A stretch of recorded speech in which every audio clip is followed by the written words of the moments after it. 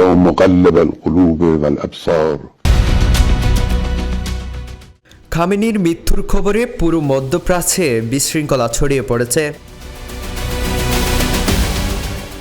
Iraq, Lebanon, Yemen, লিবিয়ায় হাজার হাজার মানুষ রাস্তায় নেমেছে, মার্কিন দূতাবাসে হামলা করছে। আমেরিকার মালিকানাধীন প্রতিষ্ঠানে একযুগে হামলা ও লুটপাট চলছে। বাহরাইন, কুয়েতে ইউএস এয়ারবেসে হামলা উদযাপন করছে দেশটির সাধারণ জনগণ।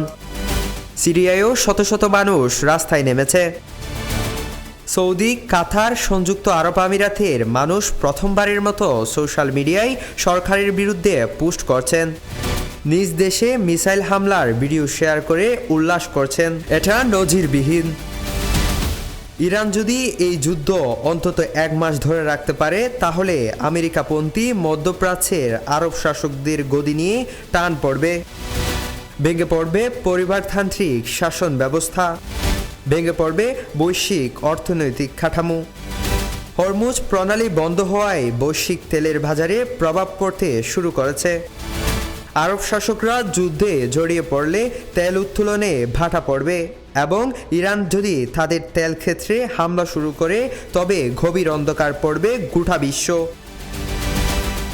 মধ্যপ্রাচ্যে তেল না পেলে পুরো দুনিয়া অচল হয়ে পড়বে।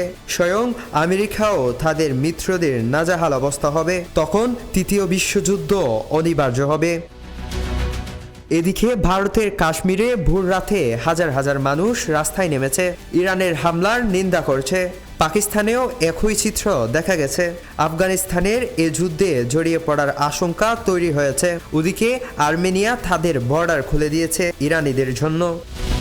আহনাফ ফামিম, নিউজ ডেস্ক, কুহিলিয়া টিভি।